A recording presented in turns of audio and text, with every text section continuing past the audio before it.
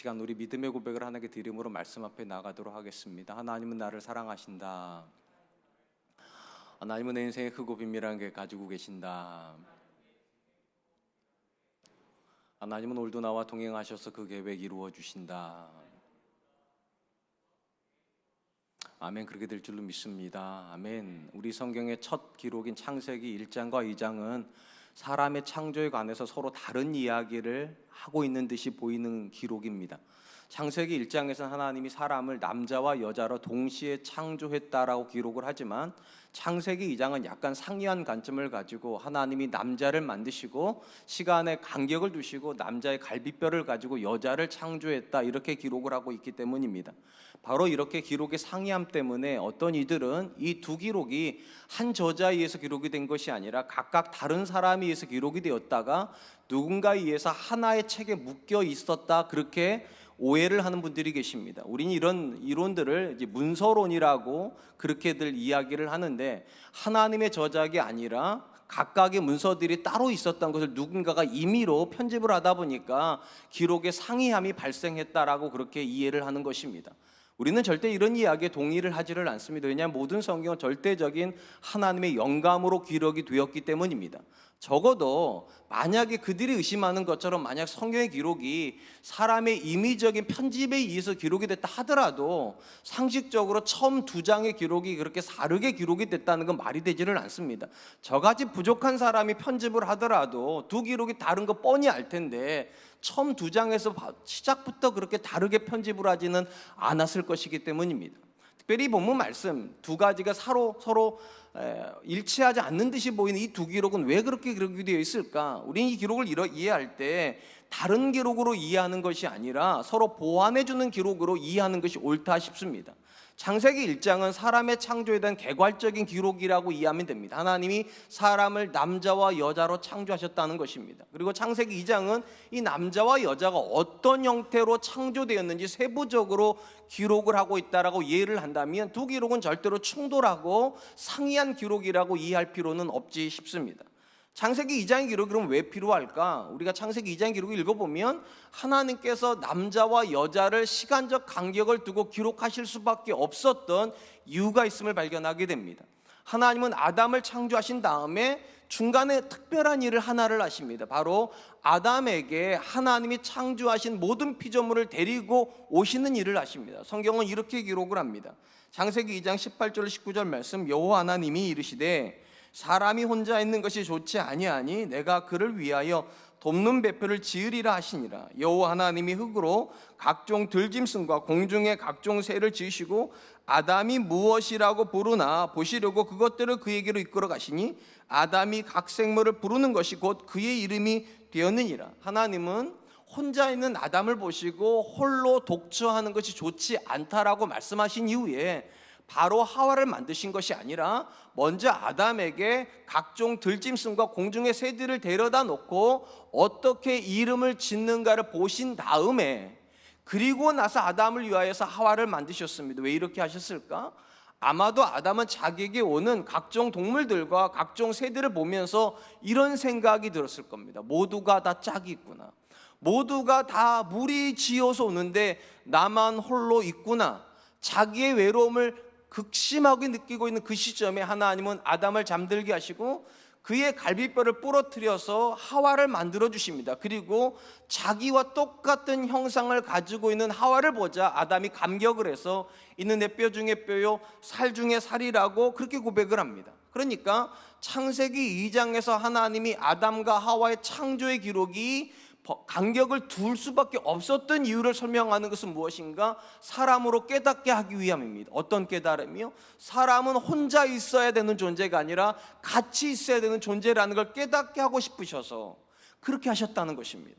우리가 잘 아는 것처럼 창세기 1장에서 하나님이 사람을 창조하실 때 어떤 단어를 쓰셨습니까? 우리의 형상, 복수형을 썼습니다. 근데 이상하게도 분명히 복수형 형상인데 아담은 홀로 있습니다.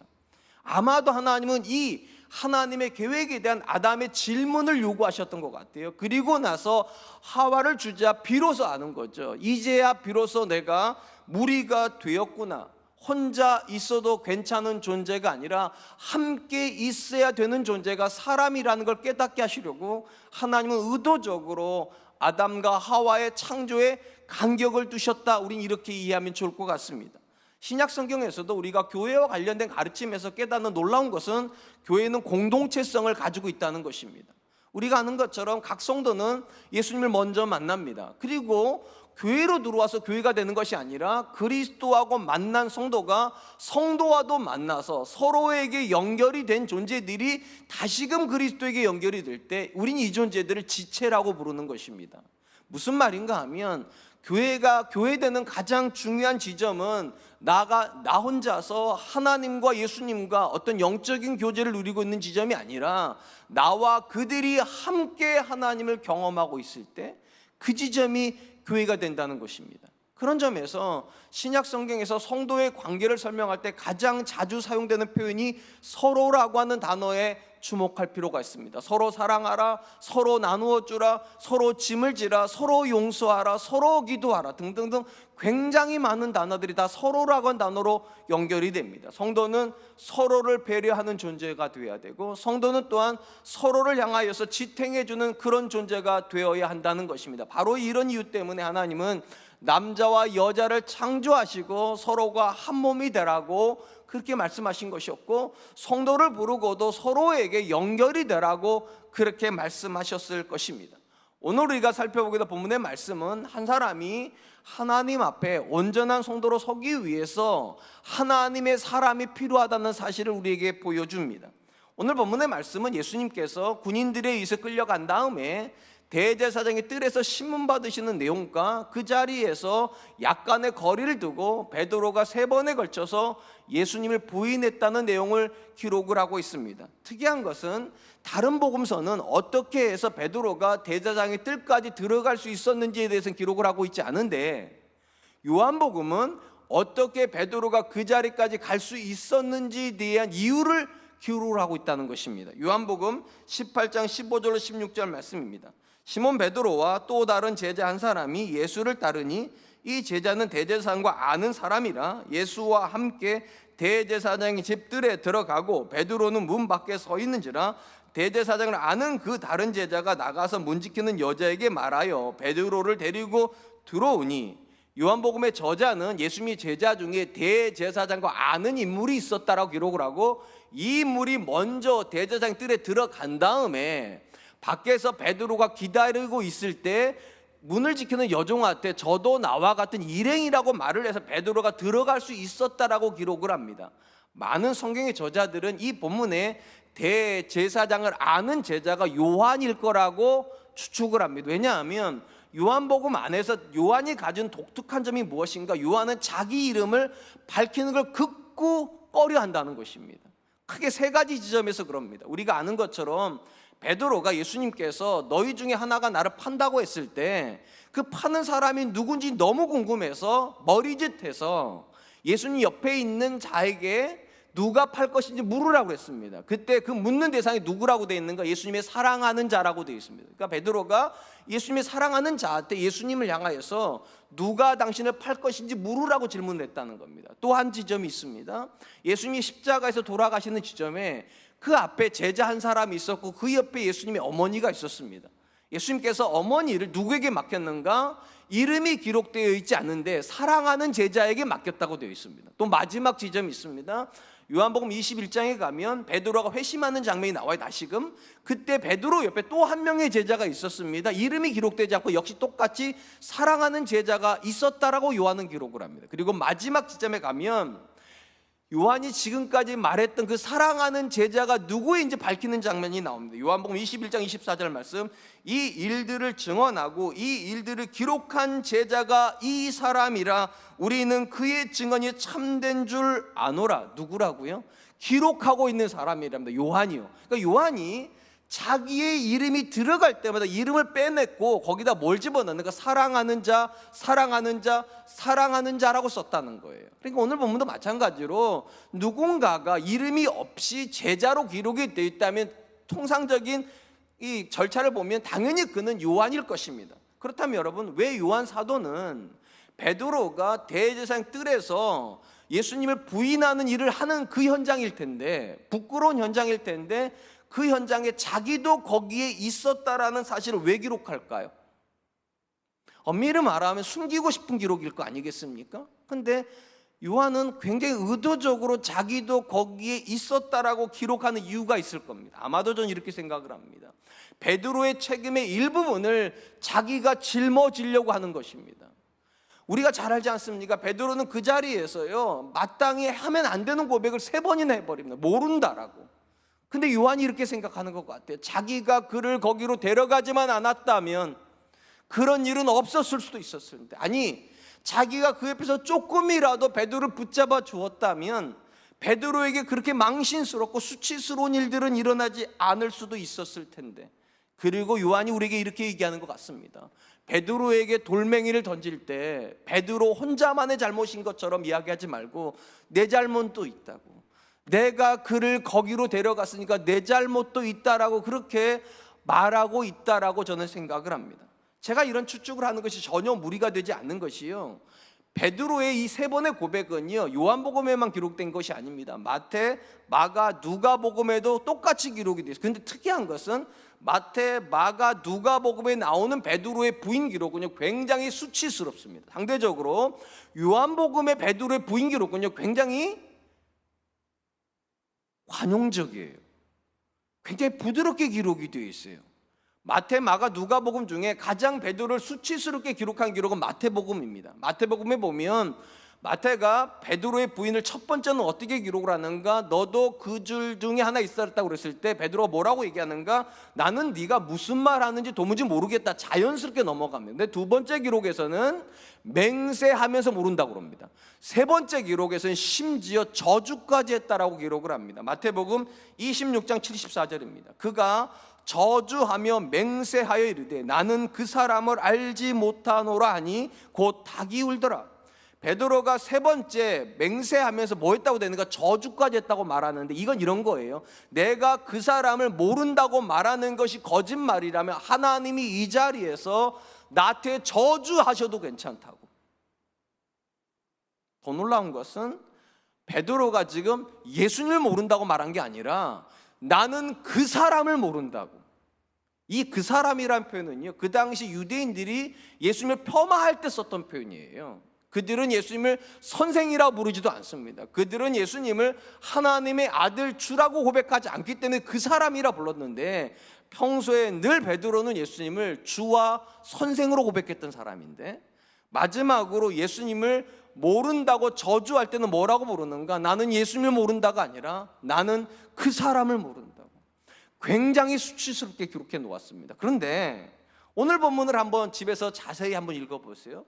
요한이 베드로의 부인 기록으로 기록할 때 어떻게 기록했는가? 물어봅니다. 사람들, 여종이 물어보죠. 너도 그의 제자가 아니냐? 베드로는 나는 아니라. 또 물어봅니다. 사람들이 너도 그들 중에 있지 않았냐? 나는 아니라. 그냥 아니라고만 해요. 그리고 마지막은 그냥 부인했다라고만 기록을 합니다. 참 신기하죠? 똑같은 부인에 대한 기록인데 마태, 마가, 누가복음은 베드로를 완전히 죽일 놈으로 만들어놨어요. 죄송하지만. 근데 요한복음은요, 굉장히 관용적인 것 같아요. 마치 그럴 수 있다. 사람이니까. 어떤 외적인 위협을 받으면 자기를 지키려고 하는 생존 본능 때문에 베드로도 어쩔 수 없이 그럴 수 있었던 거다, 이렇게 말하는 것 같아요. 요한은 절대로 이렇게 생각하는 것 같지 않아요. 베드로가 우리보다 못했기 때문에, 또는 베드로 자체 안에서 믿음이 없었기 때문에 그가 그렇게 한 것이 아니라 그도 사람이기 때문에 어쩔 수 없다 보니까 나는 아니라고 말했던 거 아닌가, 그렇게 기록을 한 것 같습니다. 그러니까 요한은 베드로를 정죄할 마음이 없습니다. 요한은 베드로를 포기할 마음도 없습니다. 오히려 그가 가지고 있는 태도는 용납해달라는 거예요. 이해해달라는 거예요. 베드로의 잘못 안에 나의 잘못도 있다고. 내가 그를 데려가서 그렇게 된 거고, 내가 그 옆에서 같이 있어주지 못해서 두려워서 그가 내가 아니라고 그렇게 말하는 거라고. 더 놀라운 거는요, 대부분의 복음서 마태, 마가, 누가복음은 베드로의 부인만 기록하고 베드로 회심은 기록을 아예 안 합니다. 근데 요한복음만 베드로의 회심을 다시 기록을 합니다. 요한복음 20장까지가 예수님에 대한 기록으로 끝맺는 겁니다. 사실 거기까지가 복음서예요. 근데 21장 한 장을 더 할애해서 누구에 대한 기록을 담고 있는가? 베드로에 대한 기록을 담고 있습니다. 디베라 바닷가에서 예수님이 베드로를 찾아온 사건을 누구만 기록을 하는가? 요한만 기록을 합니다. 베드로를 이해하고 싶은 거죠. 성도들이 베드로를 이해해 주기를 기대하는 거죠. 그리고 이렇게 말하는 것 같아요. 예수님도 베드로를 정죄하지 않았는데 왜 우리가 베드로를 정죄해야 되냐고. 이런 베드로와 요한의 관계, 요한이 베드로를 품어주고 이해해주는 이 관계가 있었기 때문에 자연스럽게 사도행전 1장에서 베드로는 다시 교회를 이끌어가는 제자의 지위를 회복할 수 있는 모습을 발견하게 됩니다. 사랑하는 성도 여러분, 우리는 종종 베드로를 제자들 중에서 가장 으뜸이 된다는 의미에서 제자들 중에 수제자라고 그렇게 부릅니다. 그는 모든 제자를 대표할 뿐만 아니라 교회를 대표하는 교회의 수장이었습니다. 그런데 베드로가 홀로 그 자리에 있은 건 아니었습니다. 베드로를 그 자리까지 데려가 준 누군가가 있는데 오늘 본문에 나오는 요한이 대표적인 사람입니다. 어찌 보면 예수님의 제자 중에서 가장 수치스러운 기록을 가지고 있는 인물은 베드로입니다. 그냥 모른다고 하는 정도가 아니라 맹세도 하고 저주하면서까지 예수를 모른다고 말했던 그 제자가 어떻게 교회를 대표하는 인물이 될 수 있었냐는 거예요. 요한이 그의 잘못을 품어줄 수 있었기 때문입니다. 어찌 보면 요한이 베드로가 어떻게 부인했는지 가장 생생하게 기억하는 사람일 거예요. 그 자리에 있었던 베드로를 향하여서 요한이 그가 얼마나 못난 사람인지 한번 보라고 하고서 그에 대해서 엄청난 수치스러운 기록을 남겼다면 이후에 나오는 베드로의 모습은 우리가 아는 모습이 아닐 겁니다. 그런데 놀랍게도 베드로의 허물을 그는 어떻게 기록을 합니까? 어떻게 그럴 수 있나라는 관점을 기록한 것이 아니라 그럴 수 있다라고 기록을 하는 거예요. 아니 수제라는 사람이 어떻게 그럴 수 있냐 이렇게 기록을 하는 게 아니라 수제자도 사람이기 때문에 그럴 수 있다 이렇게 기록을 했다는 거예요. 사랑하는 성도 여러분, 우리가 아는 베드로는 그냥 만들어진 사람이 아닙니다. 누군가에 의해서 품어진 사람이고 누군가에 의해서 이해받아진 사람이고 누군가에 의해서 용서받은 사람입니다.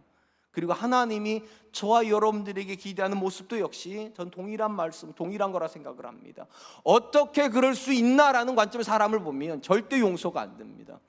그러나 그럴 수 있다라고 생각을 하면 용서가 됩니다. 저는 여러분들한테 항상 어떻게 그럴 수 있나라는 말을 버리라고 말씀드리는 건 아니에요.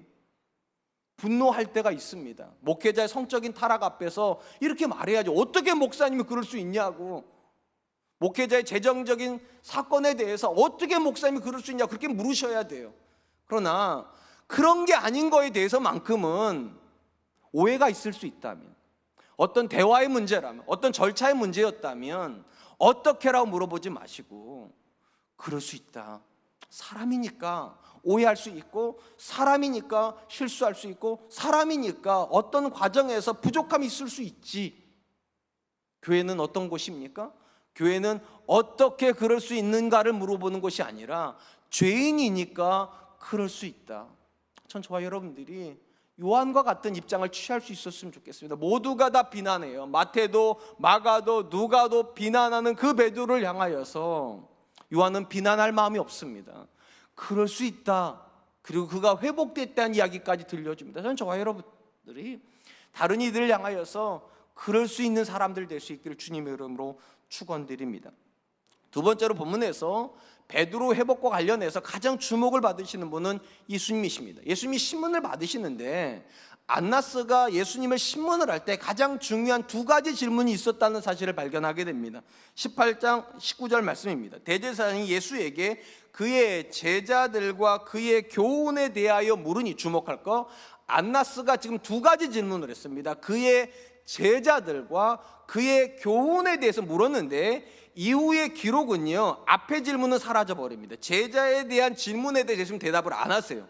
그리고 그의 교훈에 대해서만큼만 예수님이 대답을 하십니다. 한 번만 생각해 보세요. 왜 예수님은 예수님의 제자들에 대해서 질문하는 안나스의 질문에 대해서 제자들에 대한 질문은 피해 가셨을까요?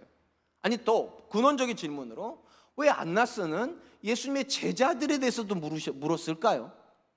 이유가 있을 겁니다. 우리가 지난주에 봤지 않습니까? 그 당시에 예수님을 잡으러 왔던 군인의 숫자는 절대로 적은 숫자가 아니라니까요. 굉장히 큰 군인들이 파견이 됐는데 그들이 딱 한 명만 잡아갑니다. 예수님만요. 아마도 안나스는요, 그 많은 군인들이 가가지고 제자들은 안 잡아오고 예수님만 잡아왔기 때문에 제자들에 대한 궁금증이 있었을 거예요. 왜 제자들은 안 잡아왔을까? 그리고 그는 이렇게 생각했던 것 같아요. 예수님이 제자들을 따로 숨긴 거 아닌가?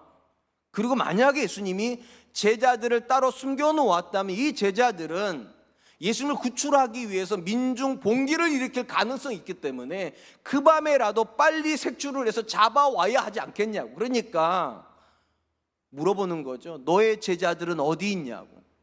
근데 예수님께서 그 제자들의 위치에 대한 이야기는 아예 하지 않습니다. 왜 그렇습니까? 그들을 끝까지 보호해 주시기 위함일 것입니다. 우리가 본문에서 발견한 완연한 대조가 있다면 제자들을 보호하려고 하는 예수님과 그 예수님을 팔아서라도 자기의 안전을 보호하려고 하는 베드로예요.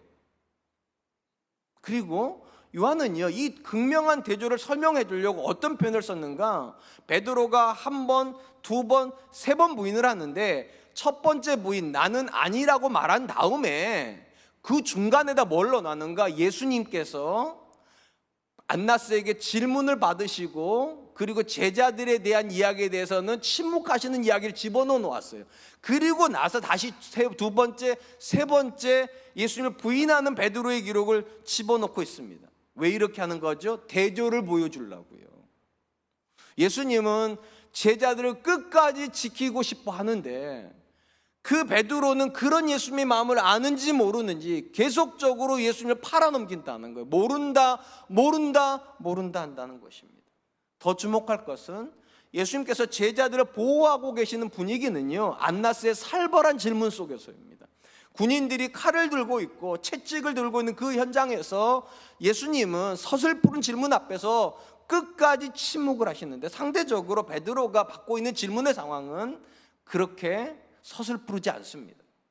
그렇게 살벌하지 않아요. 심지어 여종에 의해서 질문을 받는 상황을 성경이 이렇게 기록을 합니다. 17절 말씀, 문지키는 여종이 베드로에게 말하되 너도 이 사람의 제자 중에 하나가 아니냐 하니 그가 말하되 나는 아니라 하고, 본문에 문지키는 여종은 우리가 앞에 보았던 것처럼 요한이 들어갈 때 문을 열어줬던 여자일 것이고 요한이 여자한테 베드로를 향해서 저도 내 일행이라고 말했던 그 여자일 거예요. 그러니까 이 문지키는 여종이 요한을 향해서 가가지고 요한이 집어넣어줬던 베드로를 향해서 가가지고 뭐라고 말합니까? 너도 그 제자 중에 하나냐. 주목할 건 여기서 너도라고 말했다는 거예요.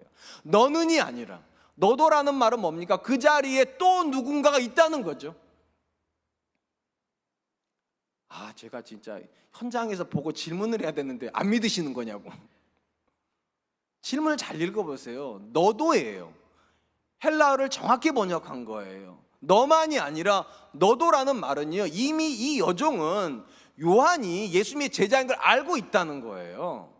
요한도 예수님의 제자인데 너도 그 중에 하나가 아니냐 이렇게 질문했다는 말은 요한이 거기 있는 사람들에게 제법 예수님의 제자인 건 이미 알려져 있었다는 거예요. 그 말은 베드로가 예수님의 제자라고 밝힌다고 해서 그것이 베드로에게 심각한 위협이 되지 않는다는 사실을 간접적으로 보여준다는 거예요.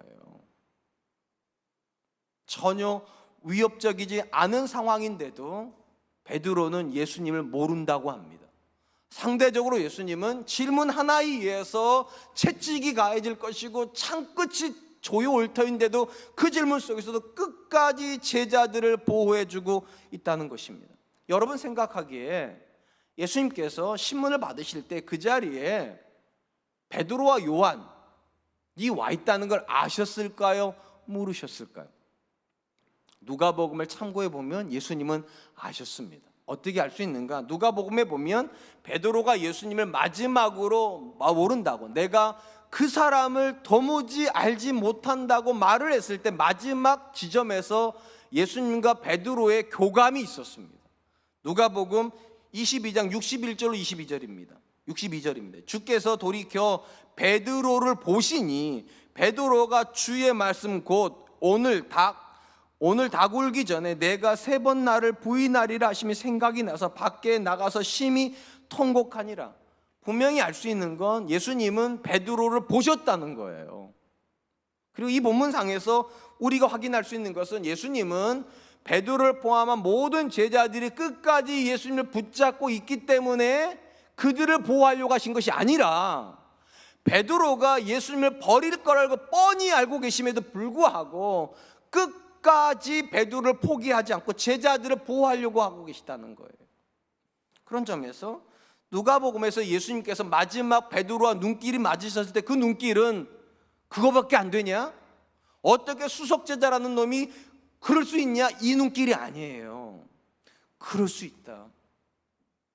네가 두려워서 그럴 수 있다. 내가 너를 이해한다. 내가 너를 용서한다. 이 눈길일 것입니다.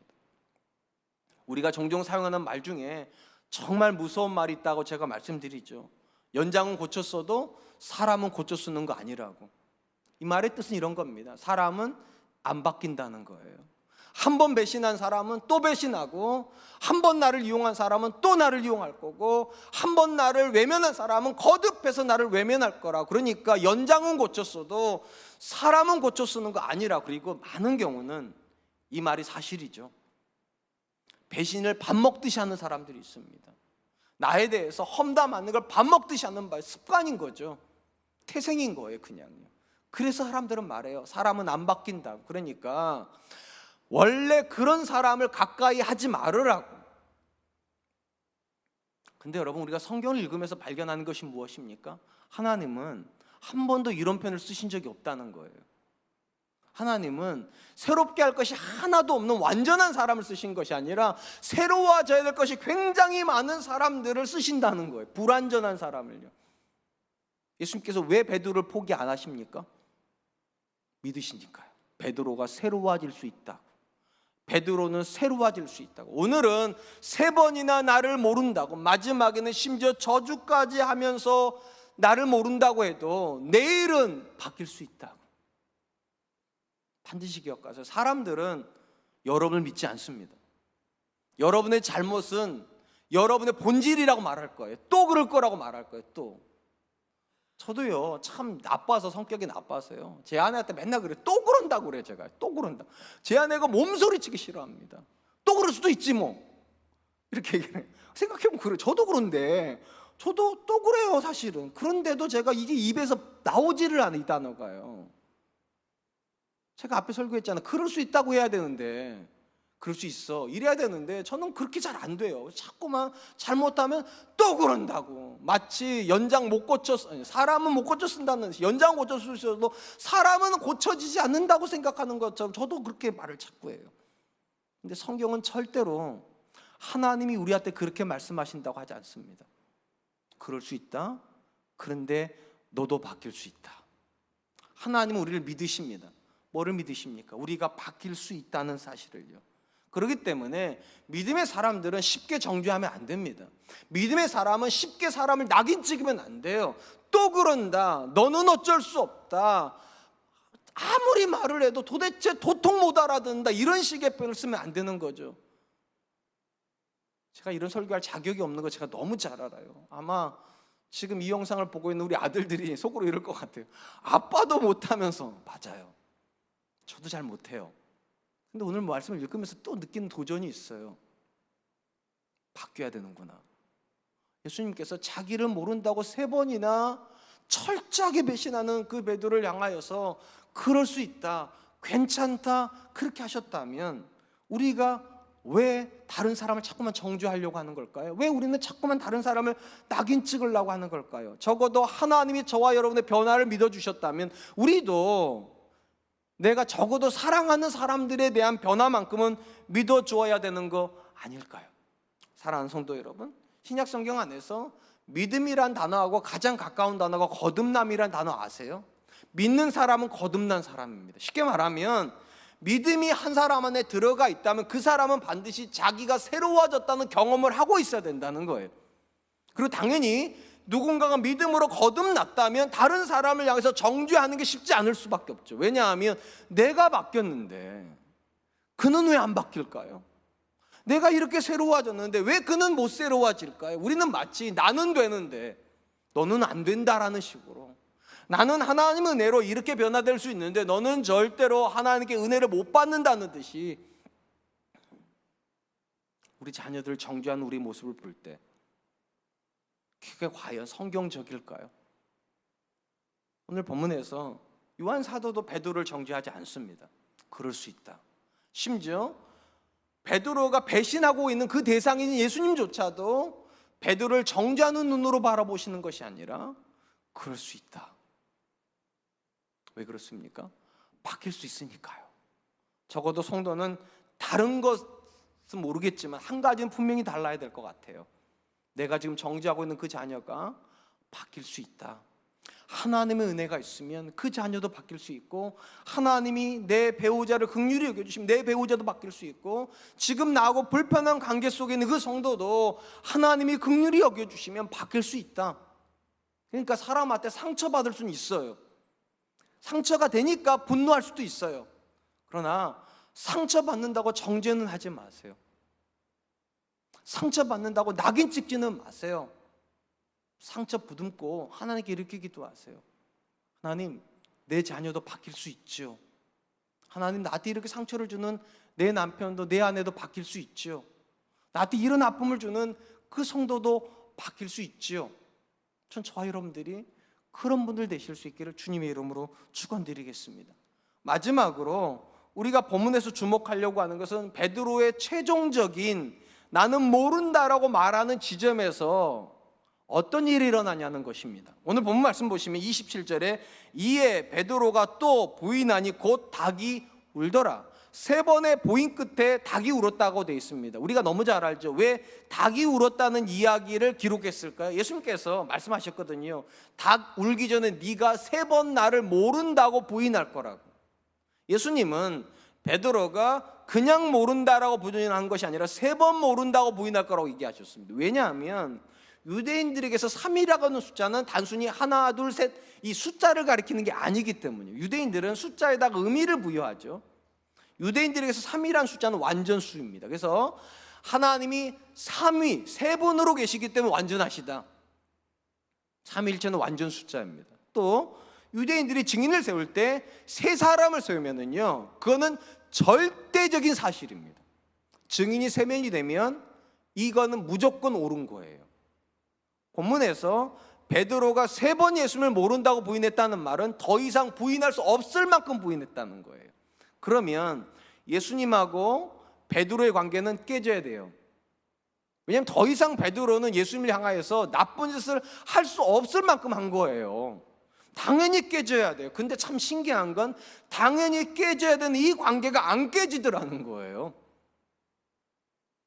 예수님은 철저하게 무시를 당했는데, 철저하게 배신당했는데 그 예수님께서 베드로를 찾아가시니까, 우리 중에 남편한테 정말 철저하게 배신당했다고 느끼는 아내분들이 계십니까? 아닐 겁니다. 그 정도까지는 아닐 겁니다. 자녀한테 철저하게 모욕당하고 있는 부모라고 생각하는 분이 계실까? 아닐 겁니다. 그 정도까지는 아닐 겁니다. 저도 가끔 우리 아들들하고 싸울 때 상처받는 말을 들을 때가 있어요. 물론 저는 더 많이 하죠, 당연히. 근데 나중에 대화해 보면 우리 아들이 그래요. 아빠 그때 그거 진심 아니었어요, 그래요. 아빠가 하도 밀어붙이니까 나도 아빠한테 상처 주고 싶어서 그랬어요. 미안해요. 그 진심 아닌 거죠. 그러니까 베드로처럼 끝까지 간 건 아니에요. 우리 대부분 인간관계는 끝까지 못 가요. 어느 정도까지 가다가 멈추는 거예요. 그러니까 예수님만큼 오해당했다고 생각하지 마세요. 예수님만큼 버림받았다고 생각하지 마세요. 그런데 예수님은 마지막 지점까지 가신 건데, 베드로가 완전히 예수님과 선을 끊었는데도 예수님은 베드로를 끊지 않으셨다는 게 중요해요. 우리도 끊으면 안 돼요. 그래서요. 그러면 왜 안 끊으셨냐는 거예요. 우리가 베드로가 예수님을 부인할 거라고 예수님께서 말씀하시는 이 이야기에서 예수님께서 부인에 대한 이야기보다 먼저 하신 이야기가 있다는 걸 주목할 필요가 있습니다. 예수님은 베드로가 3번 모른다고 부인할 것을 예고하시기 이전에 뭐라고 먼저 말씀하셨는가? 누가복음 22장 31절 32절 말씀, 시몬아 시몬아 보라, 사단이 너희를 밀가부로 하려고 요구하였으나 그러나 내가 너를 위하여 내 믿음이 떨어지지 않기를 기도하였노니 너는 돌이킨 후에 내 형제를 굳게 하라. 여기에 밀가부로 탄다는 말은요, 체에다가 올려고 밀을 계속 친다는 얘기입니다. 그래서 껍질을 벗긴다는 얘기. 그러니까 예수님은 사단이 예수님을 십자가에 못 박음으로 예수님이 죽은 다음에 모든 게 끝나는 것이 아니라 예수님의 제자들을 완전히 와해시키기 위해서 수제자라고 여겨지는 베드로까지도 공격할 것을 아셨다는 거예요. 쉽게 말하면 베드로의 타락에는 누가 있다는 겁니까? 사단이 있다는 거예요. 베드로가 나빠서 그렇게 된 게 아니라 베드로를 밀가부르듯 계속 시험하는 존재가 있을 거라고 베드로한테 경고하셨어요. 그리고 경고만 하신 것이 아니라 어떻게 했냐? 기도해 주셨답니다. 네가 돌이킨 후에는 제자들 세울 거라고. 비록 네가 실패는 할지 모르지만 네가 돌이킬 수 있기를 위해서, 그래서 돌아온 다음에 교회를 세우고 제자들을 세우는 사람이 되기를 하도록 내가 너를 위해서 기도했다고. 누구를 용서할 수 있는가? 내가 기도한 사람이요. 내가 내 남편을 위해서 기도하고 있는 사람은 남편을 절대로 못 끊어내요. 내가 내 자녀를 위해서 기도하고 있는 사람은 자녀를 절대로 못 끊어내요. 말은 할 수 있죠. 호적에서 판다고. 저도 많이 그랬어요. 우리 아들하고 막 싸울 때 저건 내 자식 아니야, 제 아내한테 막 그럴 때도 있었어요. 그렇다고 그 자식이 아닌 게 아니잖아요. 왜요? 어릴 때부터 그 아들을 위해서 기도했는데 어떻게 내가 파내요? 저라고 제 아내 안 미워할까요? 여러분들은 여러분 남편 안 미워하십니까? 다 미워하죠. 사람이니까. 근데 왜 우리가 남이 못 됩니까? 우리는 그를 위해서 기도했으니까요. 기도하면 끝까지 못 가요. 기도 안 하고 싸우니까 끝까지 가요. 기도 안 하고 자녀하고 충돌하니까 남남이 돼요. 반드시 기억하세요. 여러분의 배우자가 나쁜 게 아닙니다. 여러분의 자녀들이 나쁜 게 아닙니다. 그 사이에 들어가 있는 사탄이 있어요. 사탄이 밀가부로 타려고 내 남편을 흔들어대는 거고 내 자녀를 흔들어대는 거고 심지어 나를 흔드는 거예요. 이 본문에서 우리가 확인할 수 있는 거, 사단이 그렇게 누군가를 흔들 때 우리가 해줄 수 있는 가장 위대한 고백은 그를 위해서 기도해 주는 거라는 겁니다. 왜 그럴까요? 사단이 흔들려고 할 때 그를 지켜줄 수 있는 존재는 사단보다는 커야 돼요. 여러분은 사단보다 클 수 없어요. 여러분의 기도의 대상인 하나님이 사단보다 커요. 그래서 예수님은 내가 너를 지켜줄게 이렇게 말하는 게 아니라 내가 하나님께 너를 위해서 기도했다고. 적어도 성도는 영적인 시험을 인정하는 사람입니다. 그냥 어쩌다 보니까 싸운 거 아니고 어쩌다 보니까 갈등이 일어난 것 아니고 어쩌다 보니까 상처받은 게 아니라 사단이 밀가부릇하면서 내 남편과 내 사이에서 이간질한다고, 나와 내 자녀 사이에서 이간질한다고, 성도와 성도 사이에서 이간질한다고 인정하는 사람이 성도예요. 그러니까 성도는 영적인 존재인 거예요. 그리고 이 사실을 인정하는 성도가 내가 사랑하는 사람을 위해서 해주는 가장 귀한 일은 무엇인가? 기도해 주는 거예요. 적어도 기도해야 하나님이 그를 지켜주실 것이고, 내가 기도하고 있어야 내가 그 사람으로부터 상처 안 받아요. 기도 안 하니까 자꾸 상처받아요. 기도 안 하니까 자꾸만 마음이 무너져요. 기도 안 하니까 자꾸만 원망이 일어나요. 전 여러분들한테 이렇게 말씀드리지 않았어요. 여러분의 남편이 여러분들에게 항상 잘할 거 아닐 겁니다.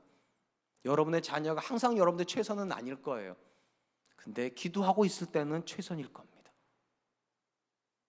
하나님께서 누군가 옆에 하나님의 사람을 두신 이유가 뭘까요? 그는 혼자서 자기의 시험을 다 이길 수 없는 존재이기 때문입니다. 누군가가 그를 위해서 기도해 줘야 돼요. 누군가가 그를 기도로 하나님께 묶어둬야 돼. 그래야 잘못된 길로 갔던 베드로도 돌아올 수 있었고, 잘못된 길로 갔던 탕자도 돌아올 수 있는 것이고, 잘못된 길로 가고 있었던 사울도 돌아올 수 있는 거잖아요. 기도는 내가 그 대상을 포기하지 않았다는 뜻입니다. 언제 여러분이 남편을 포기한 걸까요? 같은 집에 안 살 때가 아니에요. 기도하고 있지 않을 때 포기한 거예요. 언제 여러분이 여러분의 자녀한테 더 이상 마음을 안 두겠다고 마음을 거두는 걸까요? 기도를 멈추고 있을 때요. 그럼 언제 소망이 있을까요? 반대로 기도하고 있을 때요. 미워는 하는데, 나는 남편을 정말 미워하고 나는 아내를 정말 미워하는데 내가 그래도 기도하고 있다면 소망이 있어요. 내 자녀가 왜 저럴까 싶은데 그래도 기도하고 있다면 소망이 있어요. 왜냐? 내가 못하는 일을 하나님이 하실 거니까. 집에서 아멘 하시죠? 저는 그럴 줄로 믿습니다. 사랑하는 성도 여러분, 사무엘서에 보면 사무엘이라는 인물은 참 위대한 인물입니다. 어느 정도로 위대한가? 하나님께서 사무엘의 입에서 나가는 말이 땅에 떨어지지 않게 했대요. 하나님과 얼마나 온전하게 동행을 했든지 그가 하는 모든 말이 마치 하나님의 말처럼 이루어졌답니다. 근데 사무엘이 드디어 나이가 들었고 백성들이 왕을 요구했기 때문에 사무엘이 사울에게 이스라엘 다스리는 권세를 이양을 하고 그는 이제 사사로서도 선지자로서도 은퇴를 하게 됩니다. 이제 모든 것이 끝나는 지점에 와 있어요. 근데 끝나면서 속이 후련하다 이렇게 말한 게 아니라 그가 뭐라고 말하는가? 나는 너희를 위하여 기도하기를 쉬는 죄를 여호와 앞에 결단코 범하지 않겠노라 하고 은퇴를 합니다. 사역에서는, 일에서는 은퇴하지만 내가 너희를 위해서 기도하는 일에서는 절대 은퇴하지 않는다. 더 이상 고령이기 때문에 이스라엘 방방곡곡 돌아다니면서 그들을 도와주지는 못할 거예요. 그런데 내가 일을 못하지만 하나님이 너희를 위해서 일하시도록 내가 너희를 위해서 기도할 거라고. 기도가 뭡니까? 기도는 내가 일하는 걸 말하는 게 아닙니다. 기도는 하나님이 일하시는 걸 믿는 거예요. 내가 지켜주지 못하는 영역이 있을 수 있어요. 내가 함께 가주지 못하는 지점이 있을 수 있어요. 그런데 내가 못한다고 하나님도 못하겠습니까? 내가 못 간다고 하나님도 못 가겠습니까? 내가 못 지켜준다고 하나님도 못 지켜주겠습니까? 아닙니다. 하나님은 하실 수 있습니다. 그 사실을 인정하기 때문에 예수님은 베드로를 위해서 기도하겠다 말씀하시는 거예요. 그리고 저와 여러분들을 위해서도 기도하라고, 너희 자녀를 위해서 깨어 기도하라고, 너희 남편을 위해서, 너희 배우자를 위해서 깨어 기도하라고. 우리가 기도하면 하나님이 일하실 거니까. 이제 말씀을 맺으려고 합니다. 하나님께서 한 사람에게 주시는 가장 귀한 선물은 믿음의 사람입니다. 한 사람 옆에 믿음의 사람이 있는 것보다 더 귀한 선물은 없습니다. 한 사람 옆에 있는 그 믿음의 사람이 그를 세워줄 것이기 때문에, 한 사람 옆에 있는 그 믿음의 사람이 그의 연약함을 붙잡아 줄 것이기 때문에, 오늘 본문에 하나님이 베드로를 세워주시기 위해서 요한을 쓰고 계시고 예수님을 쓰고 계세요. 그리고 이 두 존재를 통해서 우리에게 주는 교훈이 세 가지입니다. 첫 번째, 하나님의 사람은 어떻게 합니까? 정죄하지 않습니다. 이렇게 말합니다. 그럴 수 있다. 어떻게 네가 그러냐가 아니라 네가 그럴 수 있다고. 약하니까, 부족하니까, 죄인이니까. 이번 주간에 이 단어를 저도 연습할 때가 연습하세요. 그럴 수 있다. 두 번째, 하나님의 사람은 회심을 믿습니다.